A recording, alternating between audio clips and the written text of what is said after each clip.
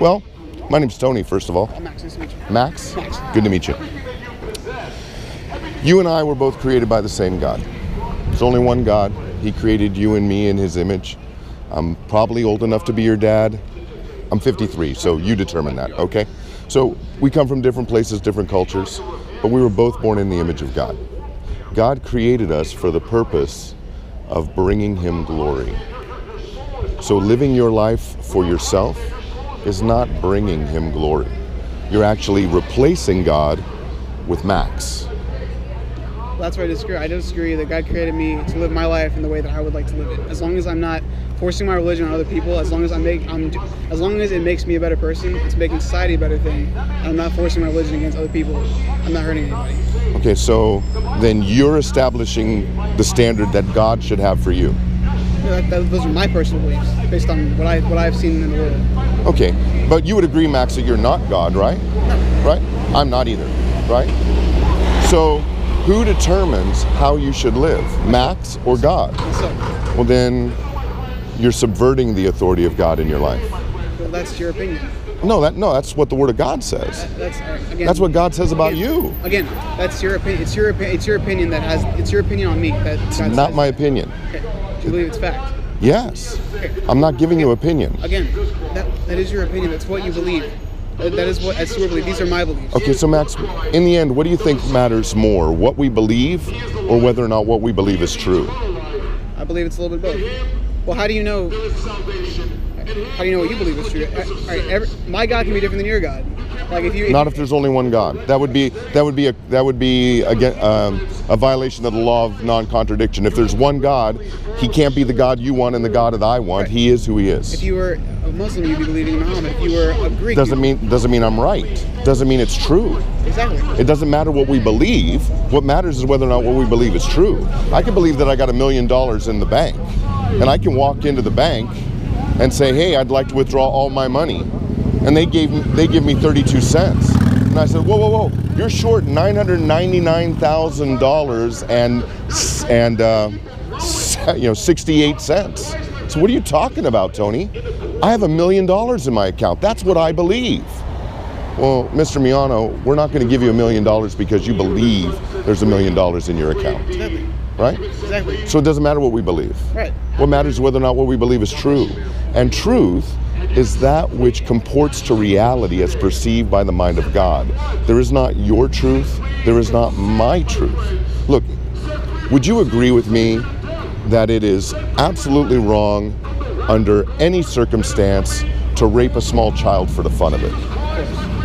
I knew you were going to say that, okay? And I agree too, all right? But if truth is left up to us as the individual, even partially, then you have to allow for the man who says, oh, it is okay to do that. You have to allow for that guy who says, oh, it's okay to do that, and you can't judge what he's doing is wrong. Right. But you do judge what he's doing is wrong. Let me ask you this. What about in Muslim countries under Sharia law? Gays can be punished by being thrown off buildings. Right. Yeah, I believe that's wrong. Right, and women can have their clitorises cut off for simply walking outside without a man. I believe that's wrong. And that's their belief from their God. Right. Is it okay then? No. Right. So why is everything God's telling you is okay? And why is it okay for you? How do you know it's okay? Because the same God who created me and created you has written the same law on both of our hearts.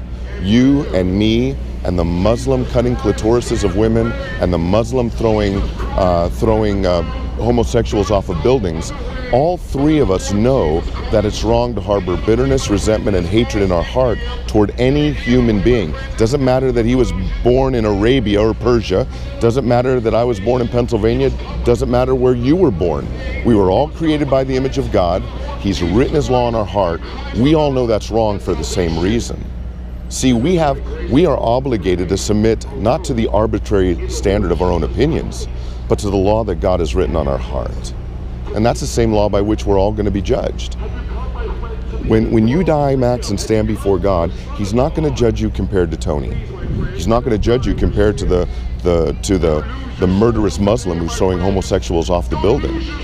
He's not going to compare you to the man you see in the mirror. He's going to compare you to the law that he's written on your heart. Why should I dictate my life based on his? Based on Because he commands you to. Why should he? Why should I?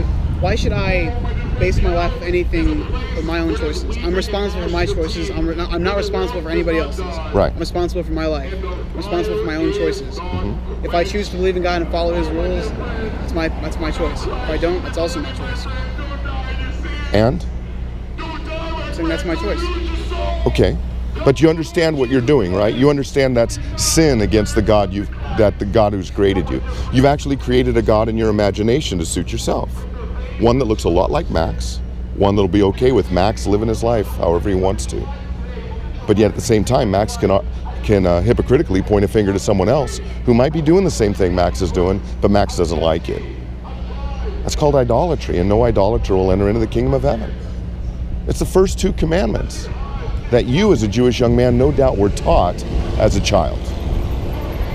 That God is one, that there is only one God, and that you will worship no other gods before him, nor will you make any graven images and bow down to worship them. Now look, Max, I don't think you're going to cut down this tree behind us, right? Maybe use a third of it to build your home, a third of it to cook your food and warm your house, and then on the bottom third, carve some image of a duck or a bird or a whale or even an image looking like you and bowing down and worship it. I don't expect you to do that, even though 1 billion people in the world do.